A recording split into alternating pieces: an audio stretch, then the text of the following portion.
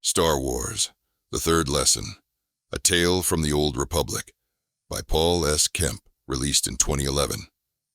This short story, published in Star Wars Insider #124, acts as a precursor to the novel The Old Republic, Deceived, and explains Darth Malgus's origins. Please note that this is read by an AI and not an actual person. So, please excuse the lack of technology to pronounce certain words. Other than that, please enjoy this unofficial audiobook of The Third Lesson. Prologue. The year is 3667 BBY, and the Great Galactic War between the Sith Empire and the Galactic Republic is at its height, having raged for more than 14 years. The war, a culmination of a 1,300-year grudge held by survivors of the original Sith Empire against the Republic for having defeated them during the Great Hyperspace War.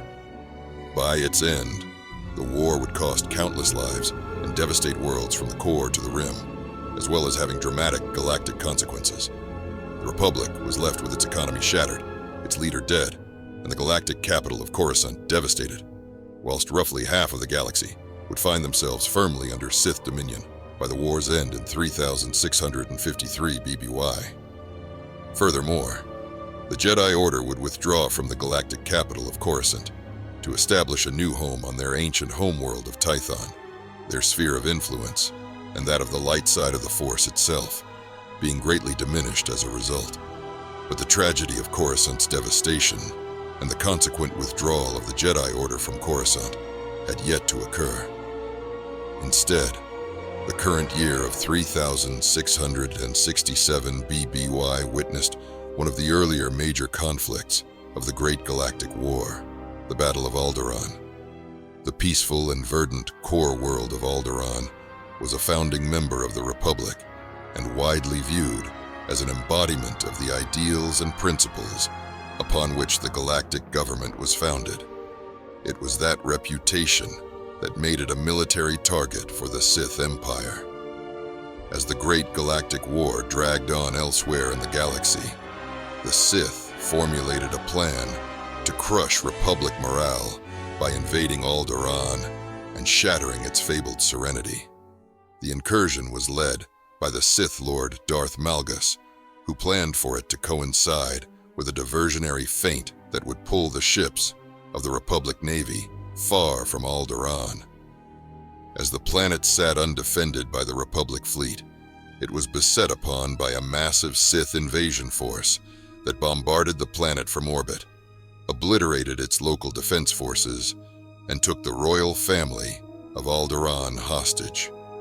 Malgus and his forces burned entire cities to the ground and brutalized the peaceful noble families, all while the small number of Jedi who were on planet at the time of the invasion struggled to make even the slightest dent in the Sith invasion force.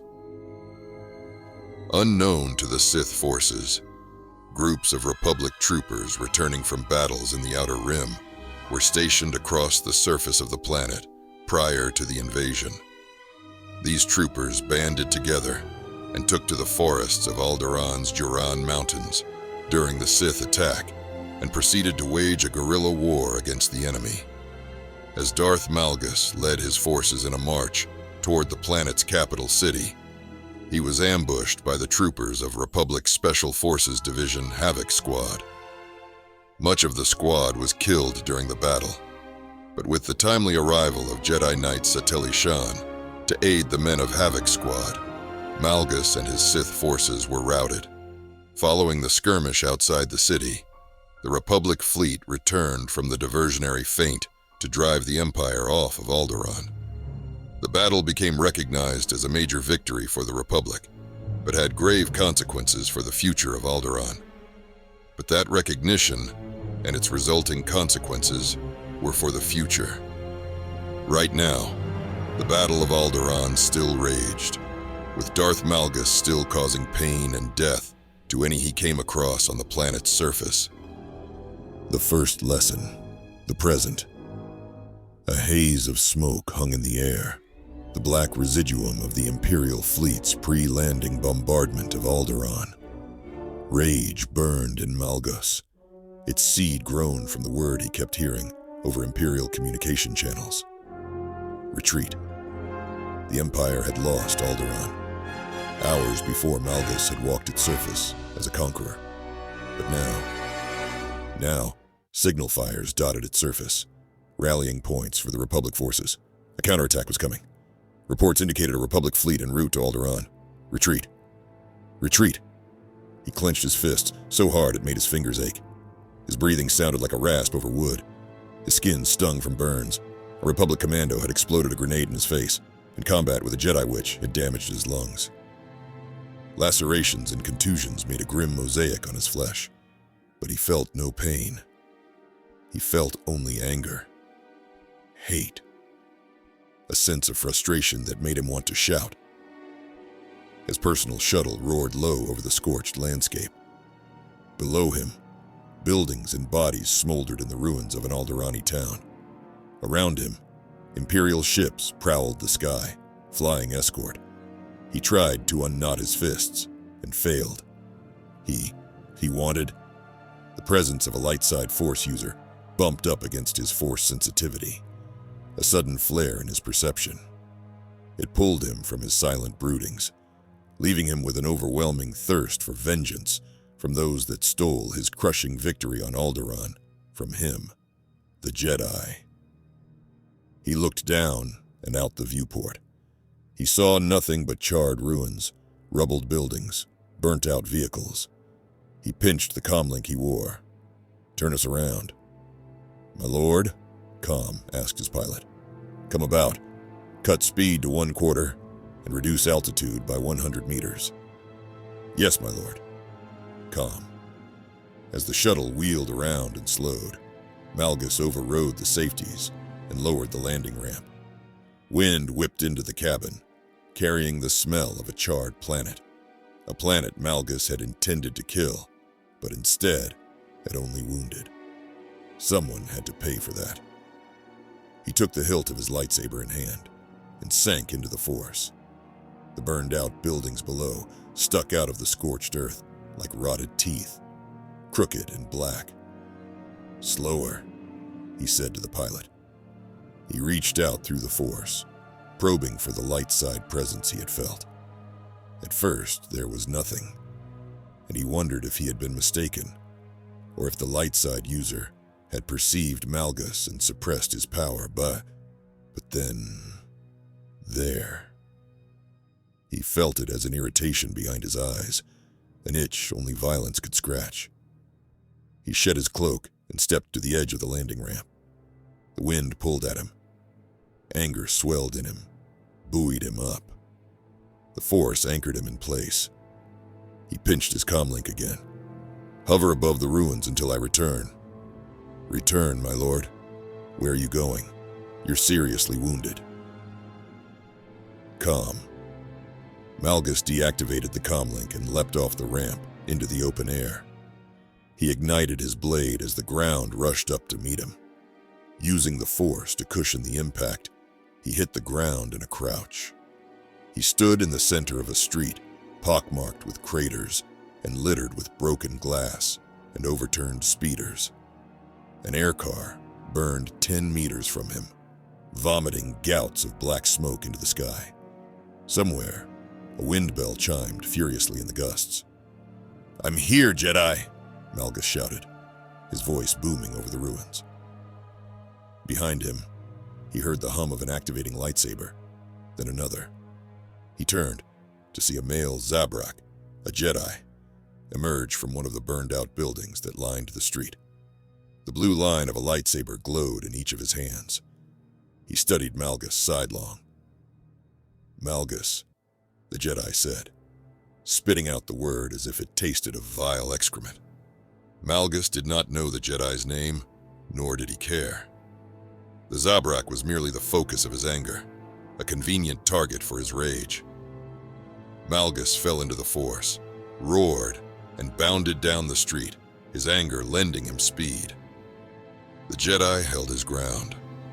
At 20 meters, The Jedi raised his lightsabers aloft to either side and drew them both down with a flourish. Too late, the rumble of the falling buildings penetrated the haze of Malgus's anger. An avalanche of duracrete and transparasteel crashed down on him from either side of the street. Darkness was punctuated, first by the glimmer of a thought from his past, and then by the full recollection of a memory, seemingly of significance to his current plight. Memories. Why? The creases on his father's Imperial uniform looked sharp enough to cut meat, but his tone was as soft as the belly that overflowed his trousers. Come with me, Veradun. Veradun followed his father to the enormous menagerie they kept on the grounds of the family's estate. His father, a biologist in the Imperial Science Corps, collected animals from countless worlds. The family had their own private zoo, financed by the Empire. Veradun had helped tend the creatures since he'd been a small boy. Shrieks, chitters, howls, and a pungent animal stink greeted their entrance. His father's voice knifed through the noise. Do you know why I enjoy these animals so much? Veradun shook his head. He saw himself reflected in the lenses of his father's eyeglasses. Because we can learn from them. Learn what? His father smiled cryptically. Come on. Father put a hand on his shoulder and steered him through the maze of habitats, cages, and tanks until they reached the transparasteel cube of the Kuhan tank. A thick layer of sand, dotted with a few loose rocks and some loose fur, was all that was visible. The segmented arthropod, its body as long as Veradun's arm, lay hidden somewhere underneath the sand of the tank. Veradun walked around the tank, trying to spot any sign of the Kuhan. Nothing. Meanwhile, his father lifted a feeder rat from a nearby cage and held it over the Kuhan's tank. I fed it earlier, Veradun said. I know. His father dropped the rat into the tank, and it froze the moment it hit the sand. It sniffed the air, whiskers twitching. The sand near it bulged. The rat squealed with fear, but before it could move, the Kuhan erupted from the sand under it, seized the rodent in its scissor-like mandibles, and bit it in half. Blood spilled, painting the sand red. The Kuhan crawled fully from the sand, its head all mandibles and dead black eyes. Dozens of pairs of legs propelled its segmented body over the bloody bits of the rat. But it did not eat, and after a moment it burrowed back into the sand, leaving the rat's carcass unmolested. Why do you think it killed the rat? His father asked. It was not hungry. As you said, you fed it not long ago. Instinct, Veradun said. It's a savage creature. Good, Veradun. Good. Indeed, the Kuhan kills for no reason. Does that make sense to you? No, but it's an animal.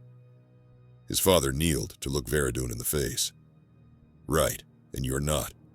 The Kuhan teaches us that senseless savagery is the province of animals, not men. Savagery is useful only if it's controlled and put in service to an end. Do you understand? Veradun considered, nodded. The end is everything, his father said. As Veradun reflected upon his father's words, their meaning seemed to weigh heavily upon his shoulders, and with that realization, his attention was torn from his momentary musings and back to the urgency of his present situation. The second lesson, memories too. This is my favorite, his father said. The Veer Soon? Veradun had always found the avian boring. A small ground bird with drab, brown, and black feathers. It did little of interest other than care for its offspring, a male that was soon to leave the nest. Not the Veersoon, no, replied his father. Then what? The Veersoon's habitat, native plants, a single tree, a few rocks, was built behind a transparasteel wall. As they watched, the mother regurgitated some partially digested insects into the mouth of her nearly grown offspring. Veradun had seen the same thing 100 times, but his father watched intently, as if he'd never seen it before. "What are you looking at?" Veradun asked. He saw nothing unusual. "Watch." After devouring the insects, the offspring stood and strutted about the habitat, testing its legs. The mother watched, preening her feathers. In time, the offspring returned to the mother, stood over her, and began pecking at her with its beak. At first, Veradun thought it wanted more food, but the pecking became more and more violent. Wings flapped, feathers flew. The mother attempted retreat, but the offspring pursued, seized her neck in his beak, and shook violently, once, twice. The offspring dropped her to the ground and began to feed. Veradun had never seen anything like it. "The offspring is not a Virsun," his father explained. "It's a Mimnil. In its immature state, it looks like a juvenile Virsun. It kills the original offspring and replaces them. When it's ready to molt, it attacks its adoptive mother. I've been watching this one for a while." A Mimnil. Veradun had never suspected. I still don't understand. Often things that pretend weakness await only the right moment to show strength. Do you understand now? Veradun considered, then nodded. "You must trust no one," his father said, "least of all those who appear weak, the present." Malgus's lightsaber traced glittering red arcs through the air. He spun, slashed, stabbed, pushing the Jedi backwards. But always the Jedi parried. He seemed to be biding his time. He was baiting him, Malgus realized, feigning weakness. Malgus relented in his attack, backed off a few steps, and reached out through the Force. Immediately he felt the faint, intentionally suppressed signature of another light side user to his right. The Jedi's ally was hidden in the rubble, moving closer. Malgus loosed a furious series of overhand strikes that forced the Zabrak to retreat rapidly. Sidestepping a stab from the Jedi, Malgus rode his motion into a force-augmented spinning sidekick that hit the Jedi in the ribs and sent him cartwheeling into the wall of a nearby building. At the same time, he reached out with the Force for the hidden light side user, brushed aside the resistance he felt, and pulled the Jedi out of hiding. A human male in his 20s rose up out of ruins, dangling like a fish on the hook of Malgus's power. His legs kicked futilely. The green blade of his lightsaber cut at empty air. He gagged as Malgus's power squeezed shut his throat. "Vorin!" shouted the Zabrak. "So much for your ambush," Malgus said, and closed his fist, crushing Vorin's windpipe. He let the body fall to the charred earth. A flash of anger, quickly suppressed, shot from the Zabrak as he bounded over the rubble at Malgus. Malgus watched him come, his red blade held slack at his side. At 10 meters, Malgus extended his free hand and loosed veins of blue force lightning. They struck the charging Jedi, swept through his defenses, swirled around him, and began to burn flesh. Shouting with pain, the Jedi leaned forward into the lightning, teeth bare, blue blades held before him, and staggered toward Malgus. Despite his burns, he came onward. One step, another, but he was failing, wilting in the heat of the lightning. Malgus channeled more power to his force lightning, and the Jedi fell to his knees, screaming. The lightning spiraled around the Zabrak, blasting dark holes in his body. The lightsabers fell from his hands, and he writhed in agony, screaming his pain into the sky. Malgus ended his attack.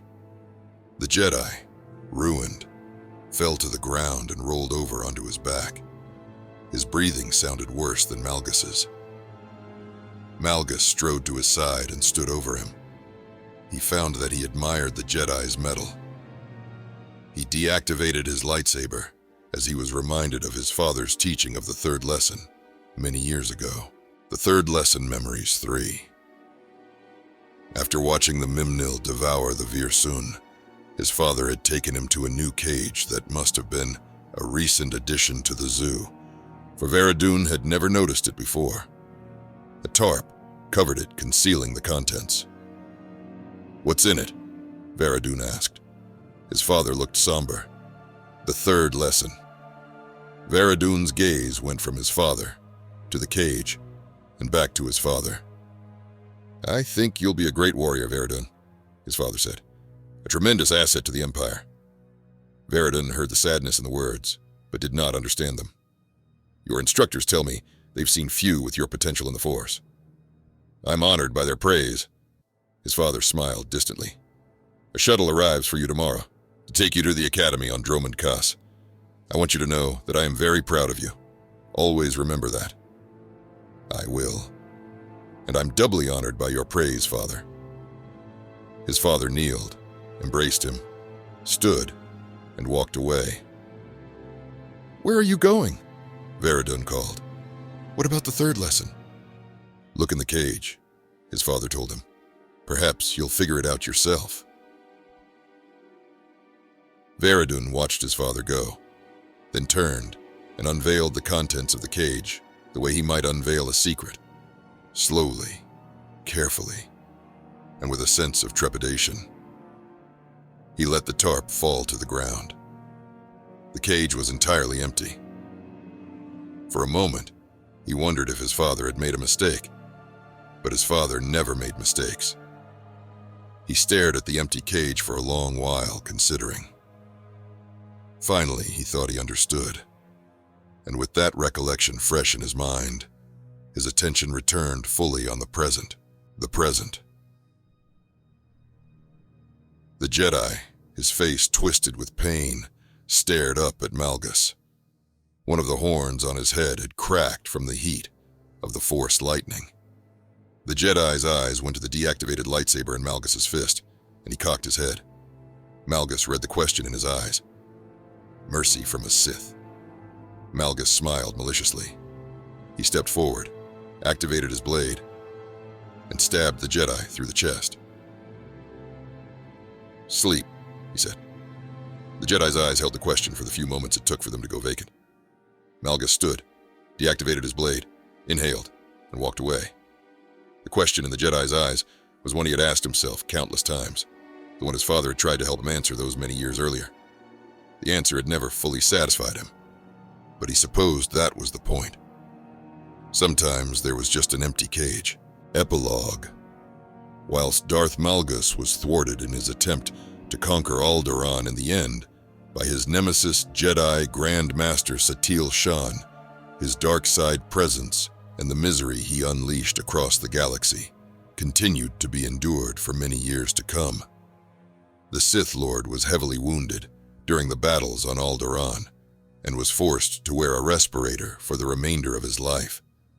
Having previously led, alongside his master Darth Vindican, the recapture of the Sith world Korriban, during which he had struck down his own master for being injured at the hands of Jedi Master Kao Sindarak.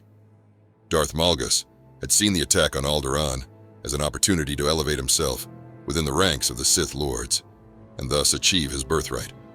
Born within Imperial space under the name Veradun, and raised by his adoptive father, Darth Malgus's dark side sensitivities were cultivated from a very early age after he murdered a female Twi'lek servant on his father's estate. The young boy was subsequently sent to the Sith Academy at the Imperial capital of Dromund Kaas, where he excelled, first becoming a Sith warrior and later a successful commander within the Imperial military. Following the Battle of Alderaan, Malgus discovered the Twi'lek slave girl, Elena Daru, whilst on a trip to the outer rim world of Geonosis, and took her as his own. Although she was technically his slave, the two secretly fell in love with one another and fought side by side in many battles throughout the Great Galactic War. Whilst his defeat during the Battle of Alderaan was a stinging blow to both his credibility and subsequent advancement within the ranks of the Sith Lords, Darth Malgus would have another opportunity to demonstrate his power, and thus finally be elevated within the Sith hierarchy. In 3653 BBY, The Empire would enter into sham peace negotiations with the Republic, which were nothing more than a distraction from the Sith's true target, the Republic capital of Coruscant. Chafing under the leadership of his superior, Darth Malgus was chosen to participate in the attack on Coruscant, and eagerly accepted a key role, the leader of a strike team that would invade the Jedi Temple itself. But that is a story for another time.